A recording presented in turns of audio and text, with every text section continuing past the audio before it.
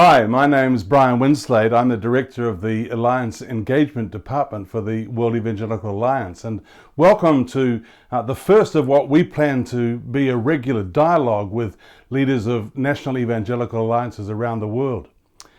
The Alliance Engagement Department, or AED, exists to serve the member alliances of the WEA through liaison, communication, resourcing, collaboration with other WEA ministries and departments. Our aim is to be a source of encouragement and information as you fulfill the mission that God has given you in your particular evangelical alliance.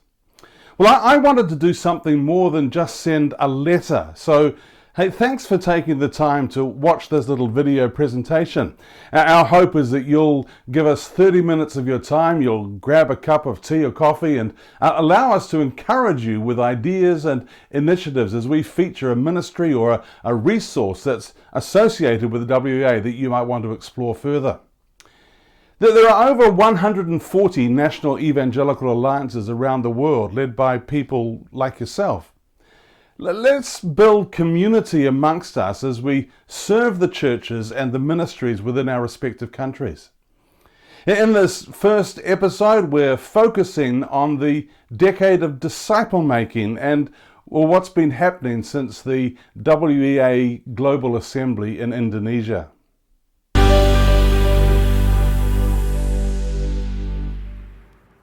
At the Global Assembly in Indonesia in December 2019, the WEA embraced a special emphasis on disciple making over the next decade. And at the heart of what it means to be an evangelical Christian is the command Jesus left us to make disciples of all nations.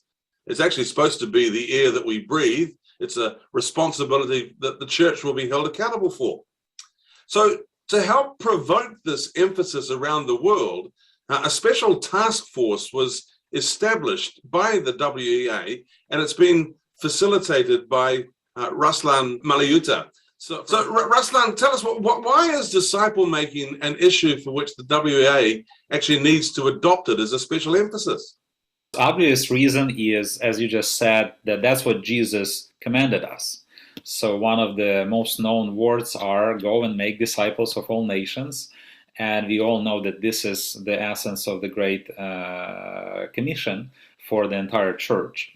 But as we are thinking about this further, and especially why now, why WEA, like why in this specific way, there are many different ways how we can approach answering this question. I want to suggest three things, thinking about three things.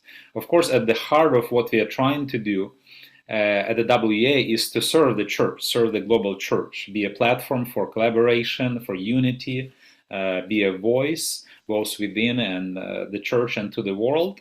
And as I'm thinking about this, I think there are three challenges that we can discern that are happening globally. One is stagnation.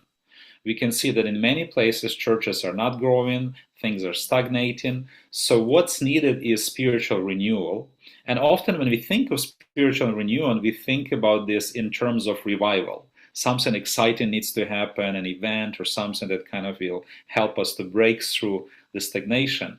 But in reality, what is probably needed even more, nothing against revivals, by the way, I love revivals, but what's needed more is a journey, is a process that actually, that's what disciple making is about, is people figuring out what it means to follow Christ day in and day out, wherever they are and whatever they do. And that's what will lead to spiritual renewal and what will help to break through this stagnation and lead to growth and health of church communities. The second, another challenge is us being often in a responsive or even reactive mode. We hear about things that are not good, and we're trying to figure out what to do about them. And often it means that we often play catch up. We often kind of things are moving on, and we are trying to figure out what to do with them. And again, I know that someone says, so what does that have to do with disciple making? Again, disciple making in its essence is following Christ, and following Christ meaning being discernful, being proactive. So we are not only responding to the issues we see, we understand what's happening, hear God's voice, we discern what He's doing, and we align ourselves accordingly. And I think that's what really needed in the time when we face COVID. I know it's probably every conversation these days had to have that, but there are many other challenges: COVID, refugees, wars, other issues. So I won't even try to describe all of them, but and some of them are so big that it may seem like there is nothing we can do. But what we can try to do is to discern what God is doing and then align ourselves accordingly. That can only happen through disciple making. That can only happen as we try to follow Christ. And the third thing is, what we often can see is churches and Christians, particularly evangelical Christians, being on the margins, being marginalized. We talk about influence, but that often does not really happen, and we don't see good evidence of this. And at the same time, we know that we want to see society change and society transform.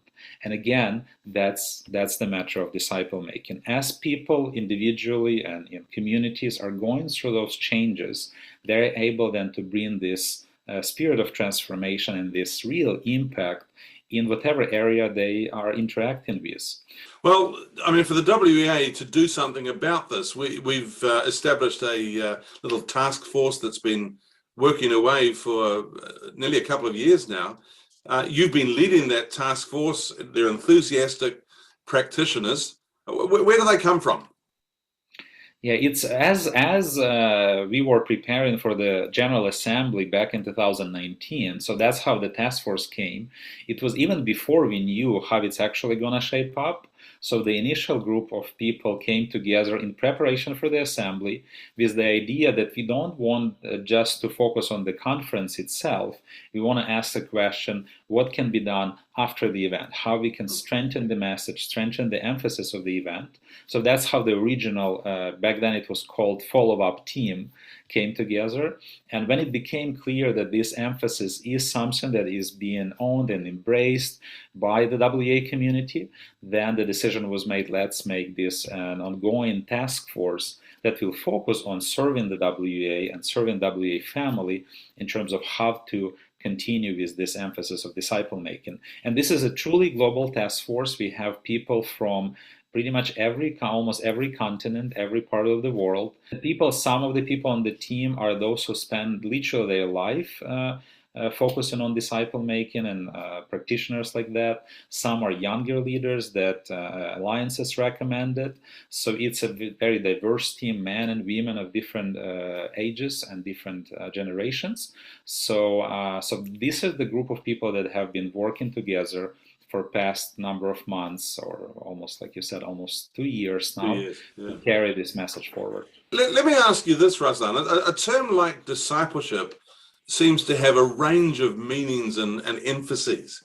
There are some people that see it as like follow-up after a person comes to faith in Christ, whereas others speak of it as kind of part and parcel of the evangelism process, in fact. Some speak of discipleship as like mentoring of younger leaders, perhaps like the Apostle Paul discipled Timothy. What's the working definition that the WEA is promoting when it comes to disciple making? It's a great question, and I would say that everything that you described kind of fits under disciple making concept. But at the same time, one of the problems that we've discovered or we see in this is that we often tend to think about discipleship or disciple making as a program or as some particular element of what we do in the church, and then sort of put it in that box. And then often what happens is that many people say, well, that's not what I do. I mean, I don't do this kind of activity, so probably discipleship or disciple making is not for me. So the question of what is disciple making is a really important one, and we've spent a great deal of time looking at that. So I'm really glad that WA now came up with a very simple, but I think very compelling and biblically based definition of what it is. And it is, again, very simple. It's following Christ and helping others to know and follow Christ. So it almost sounds ridiculously simple, but that's really what disciple making is. And it also means that it's not some kind of just a particular program. It's literally for everyone, and it's something that any person needs to be experiencing or needs to be participating in. I was going to ask you a question about that. So whose responsibility is it to actually make disciples? Is everyone, every Christ follower involved in this, or is this actually something that only certain people with particular spiritual gifts might engage in? Yeah. Again, it's like that's why definition is so important, because if it's a particular program or sort of model, then many of us would say, well, that's not for me. I don't do this kind of things. I for my calling is something else. I preach or I do social work and so on. But when we really grasp what Jesus meant when he said, as you're going, make disciples of all nations, we understand that it's everyone's responsibility. So it's a whole of life deal for all of us. But let me ask this question, because this little presentation goes out to leaders of evangelical alliances around the world. I mean, given that disciple making is more a ministry emphasis for local churches to engage with, what kind of things can a national evangelical alliance do to actually encourage and resource the churches in their nation in this whole deal? It's a great question, and I know that for some people may think, while we are not disciple-making mission, we are not a local church, why do we have to be involved in this? And I think part of this vision or this call of a decade of disciple-making is for each of us to think, how am I doing in this way? Like, how am I doing as a disciple of Christ? Not in terms of how I'm doing in the programmatic involvement, but let's say if I'm a leader of a national alliance, how am I discipling others? Am I being discipled? And someone may say, well, I'm already following Christ for 30 years. Do I really need to be discipled? And I would say probably yes. And I'm not approaching it from a negative viewpoint, like, oh, there is something wrong in my life, so that's why I need to be discipled. No, from a perspective that following Christ is a lifelong journey, and we need to be helping each other to do that. So approaching it from this perspective, starting, how am I doing? What I can do to help those people that are around me, starting with my family, starting with my co-laborers, and then of course it extends to our ministry and our work environment. So in this case, national alliances can play a really important role, because national alliance is an epicenter of what God is doing in that country. So for the national alliance to be a platform that gives a very clear voice to the church, calling the church to revitalized focus, being a platform that brings different parts of the church together for a dialogue, for a conversation, for sharing stories, for sharing resources. Because while disciple making is not about a particular model or program, we do need models. Again, like as a parent, I'd love to understand better how other parents are helping their kids to follow Christ effectively. So as a national alliance, I would imagine we would want to know how different churches are doing that, how different leaders are doing that, how different countries are doing that. So I would say that national alliance has a very key role to play in this. And that's why, again, it's not about promoting a particular program, but about promoting this way of thinking and this way of life, and also figuring out the specific ways how it can be done in the context that they are operating in. Well, that's a great segue into the next question that I wanted to put to you. There must be some examples out there already of what some alliances are doing. What are some of these examples of alliances engaging in this disciple-making emphasis already? There are some good examples for past 4 or 5 years within denominations or just movements of people that are saying, yeah, we really need to start thinking about this. We really need to address this. There are examples of particular alliances that have really taken it seriously. It often starts with the leadership thinking through this and thinking about this vision and contextualizing this vision in the environment that they operate. It also, a big part of this is identifying who are the champions, who are the people that can drive this forward, and then what are the ways how to bring churches together in the country. I want to specifically say that Latin America is really a hot spot for this, but there are, of course, alliances in other parts of the world, in Asia, in Africa, that are also taking this on. Where can people find resources and ideas from the Decade of Disciple Making Task Force? As we are working on this, so from the WA viewpoint, as we are thinking about this vision, there are several things that we hope and pray and work to see happen. One is for the evangelical community to have a clear vision and be aligned around this shared understanding of what is disciple making, and especially thinking about this as a way of life, as a relation, something that is very relational, intergenerational, and so on. Then another is to see, like we've just talked, national alliances really growing as platforms for collaboration. And of course, looking what are the ways to equip and to resource and to share. So this is still being developed. I don't want to create impression that there is one place when a person can go and there will be everything is very clear, everything is on the shelf, so to say. But our team has done some work to look around what are some models, what are some resources, and it's work in progress. So one thing I want to mention is that there is a toolkit that we have developed that we'll put the link into this material. So that just gathered what are some of the good current examples of models. Another resource is that series of webinars that address various aspects. It's essentially conversation, sharing some good models, and it's all on YouTube, and we also share a link about this. And I also want to ask alliance leaders, you know the models, we probably know the models that work, so please share with us your stories, tell us what God is doing in your country, in the churches that you are connected with or serving at. Tell us the models that you've seen that seem to be gaining momentum. And also let's continue this conversation, because again, it's not about us looking at a particular program, it's about all of us as fellow disciples of Christ journeying together and being friends together in this journey.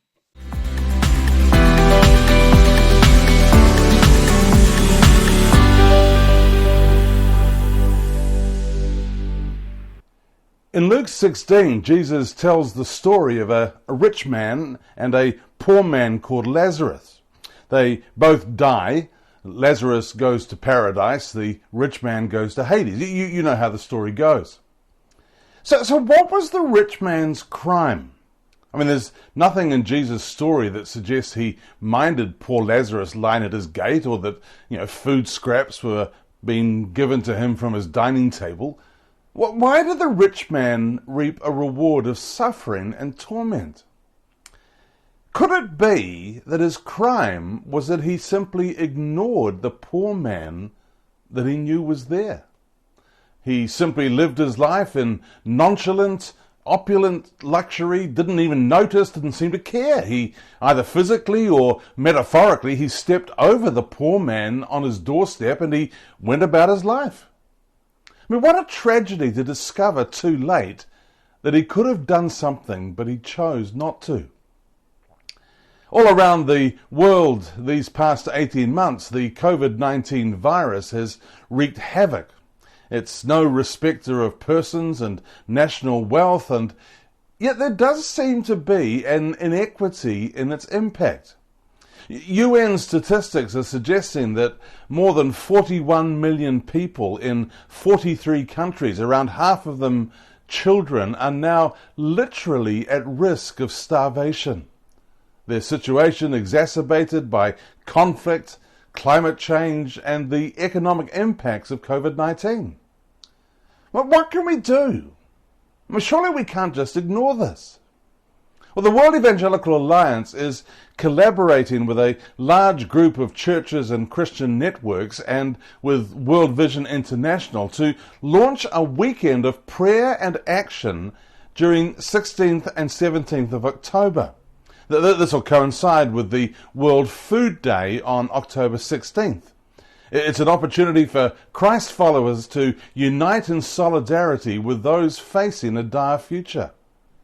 During the course of the weekend, families, households and individuals are invited to share a meal with others, to pray specifically for those who are hungry, to spend time deliberately reflecting on the causes and the impact of hunger.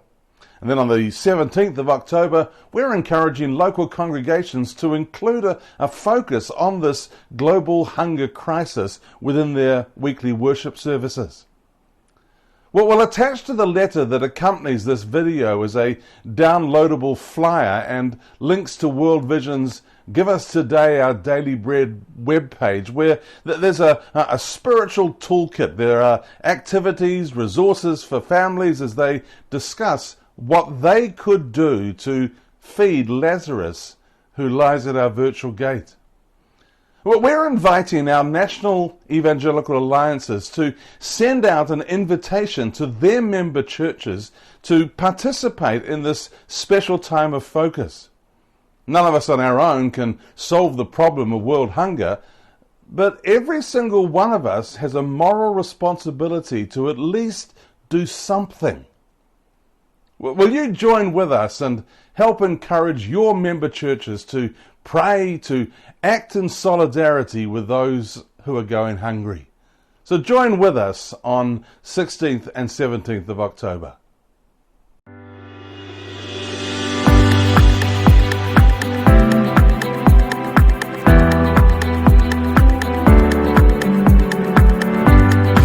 Well, I am Noel Pantoja. I'm the National Director of the Philippine Council of Evangelical Churches.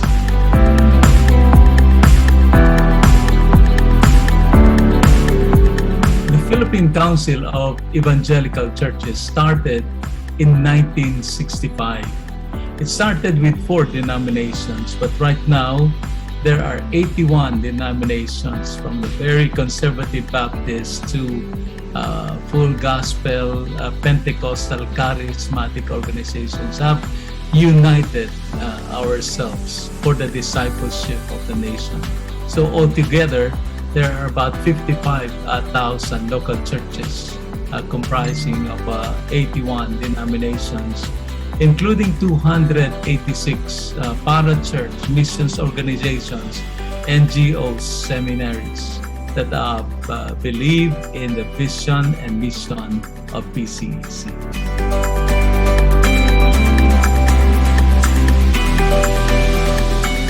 I've been serving for 6 years. In 2014, I was the president of the Conservative Baptist Association of the Philippines. This is one denomination that is very active with PCEC, but I have served in the board of PCEC for 7 years.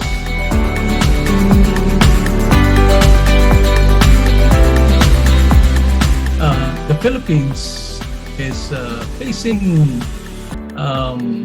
very challenging situations right now in the socio-economic, political, and cultural arena. The current administration, president, has been heard over the world. One of the most controversial national leader. His war on drugs has been noticed by the United Nations, Human Rights Watch, the International Criminal Court, because of this administration's and the president's approach on the war on drugs. More than 7,000 people have been killed because of the war on drugs, and this is during police operations, and of course from gang to gang, from drug lord to drug lord, cleansing their group, because some who have been caught and arrested with names who are the members of the organizations and drug lords. So it has been a complicated matter on war on drugs. But the last 2 years has been the most devastating and the most difficult in terms of many challenges in the church scene because of the quarantine, lockdowns. The churches are facing major economic breakdowns and challenges. And also in the education sector for 2 years, because of the lockdowns, all students are in online um, education system. So it's very challenging because in our country, more than 50% of the population do not have internet, or they so online education would not work. So it's in radio, and students would receive manuals and paperwork that they do on their own, and then listen to lectures of their teachers online or on radio. So we're seeing these 2 years would be the impact of this on the students would be really tough in the coming days. But with all these challenges, the Lord has opened many opportunities. Online worship services of churches have opened many opportunities. Some congregations have doubled and tripled in terms of attendance in their worship services. The prayer gatherings in homes, the house church movements. So evangelism, discipleship, online trainings, webinars have been tremendous in the last 2 years. So with the many challenges that we face in the country, praise God, the church is, God has opened doors for the church to be penetrating or having many breakthroughs and doing new things that we have never done in the many years past.